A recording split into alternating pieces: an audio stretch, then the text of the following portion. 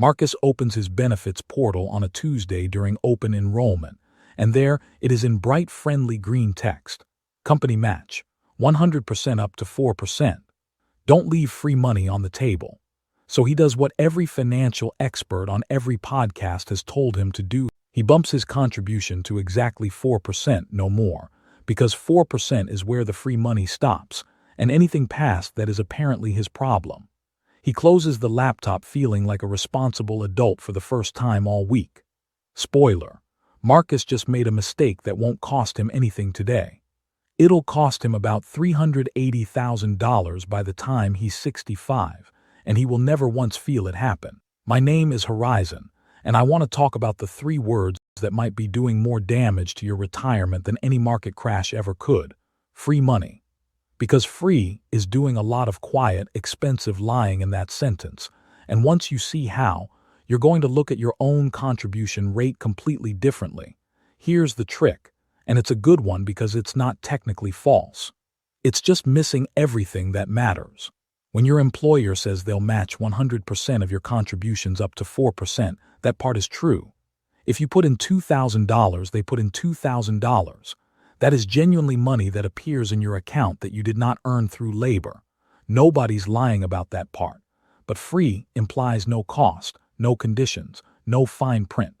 And a 401k match has all 3. It has a vesting schedule that can claw it back if you leave too soon. It has investment options chosen by your employer, sometimes bad ones, quietly taxing your returns every single year through fees you never see on a receipt. And it has an opportunity cost, the thing economists actually care about and marketing departments never mention, which is what else that same dollar could have done for you if you'd been allowed to think about it for 5 seconds instead of clicking the big green button. Let's start with vesting because this is the one that ambushes people, and it ambushes them silently. About 40% of companies that match don't hand you that match all at once. They vest it over time, typically 3 to 6 years, on what's called a graded or cliff schedule. A cliff schedule is exactly as brutal as it sounds. You get 0% of the match until year 3, and then on day 1 of year 3, you get 100% of it. Not gradually. All of it at once, contingent entirely on you still being employed at that company on that specific date. Which means if you leave at 2 years and 11 months, every dollar your employer gave you evaporates. Not some of it. All of it. The friendly green number on your dashboard, the one you've been mentally counting as part of your net worth for almost 3 years, was never actually yours. It was a loan with one condition attached, and the condition was patience you didn't know you were being tested on. The Bureau of Labor Statistics says the median worker now stays at a job about 3.9 years. Read that next to a 4-year vesting cliff, and you'll notice something uncomfortable. Roughly half of American workers are statistically positioned to walk away from at least one job before their match fully vests. Multiply that across a 40-year career, 3 or 4 job changes, and you start to understand why the average worker's actual realized match is meaningfully smaller than the number printed on their onboarding paperwork. This is Priya. 34, works in logistics, switched jobs twice in the last 6 years for better pay, which is generally smart. Both times, she left within her vesting window. Both times, she watched a 4-figure number disappear from her balance the week after her final paycheck, not because she did anything wrong, but because free money had an expiration date nobody explained to her in the onboarding packet, buried between the dental plan and the parking policy. Now here's the part where the story usually just stops. Vesting bad, got it, next video. But that's the shallow version, and the deep version is worse. Let's talk about where that matched money actually goes once it's yours, because yours and growing efficiently are 2 very different claims. Most 401k plans offer a limited menu, usually 15 to 30 funds, chosen not by you, but by whoever your employer's plan administrator decided to hire. And a huge number of those plans are still loaded with actively managed mutual funds carrying expense ratios north of 1%, sometimes pushing 1.5%. That sounds small. It is not small.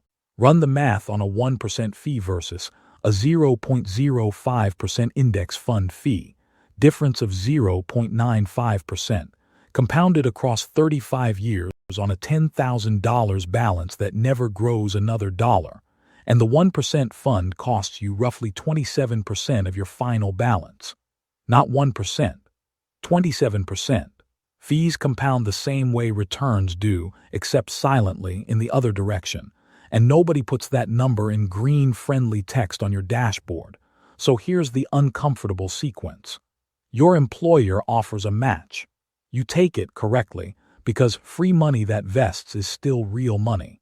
But that money often lands inside a fund with a fee structure that quietly eats a third of its own growth over your career, in a plan you didn't choose, that your employer picked based on a group of criteria that had very little to do with what's best for you, and a lot to do with whichever provider gave the best deal to the person negotiating on your company's behalf. Now the part almost nobody talks about, the actual expensive one. Opportunity cost. Because free money up to 4% contains a silent, unspoken instruction that millions of people follow without ever questioning it. Stop at 4%. And that instruction is where the real damage lies. Here's what actually happens inside Marcus's head and probably yours.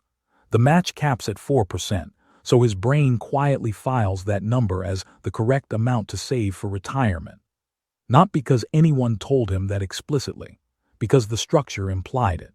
The employer set a ceiling on the match, and Marcus, like most people, absorbed that ceiling as if it were a recommendation for his total retirement savings rate. Not just the point where free money stops, but retirement experts, the actual math, not the vibes, generally puts the number you need to save at somewhere between 15 and 20% of income across your working life to retire comfortably. Not 4%. The match isn't a finish line. It's a starting line with a sign on it that most people mistake for the whole race. Let's run the actual numbers, because this is the part that should genuinely bother you. Marcus makes $65,000. He contributes 4%. That's $2,600 a year. His employer matches it. Another $2,600. Total $5,200 a year going in. Compounded at a tempered 7% real return over 30 years. That grows to a bit over $500,000. Respectable. Feels like he did the responsible thing. Now imagine Marcus had contributed 12% instead of 4%, still well within what a comfortable earner can manage, especially with small annual increases. His contribution, $7,800 a year. Employer match stays the same, still capped at 4%, so still $2,600. Total going in, $10,400 a year, double what he had before. Compounded the same way over the same 30 years, that becomes just over $1 million, same employer, same match, same job. The difference between responsible Marcus and actually prepared Marcus is about $500,000, and it has nothing to do with the free money at all. It has everything to do with the fact that the free money became an anchor instead of a floor. This is the actual lie. Not that the match doesn't exist. It does, and you should absolutely take every dollar of it always without exception. The lie is in what the word free quietly implies about the rest of your contribution rate. It implies you did the smart thing at 4% and can stop thinking about it. It implies the number your employer picked for their own matching formula, a number chosen based on their budget, their competitors, their HR benchmarking software, has anything to do with what you personally need to retire. It doesn't. Your employer's match ceiling was never a retirement plan. It was a recruiting tool.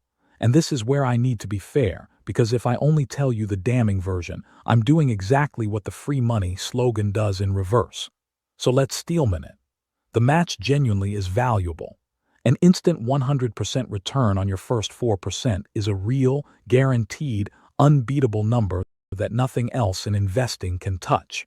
Telling people to grab it isn't wrong.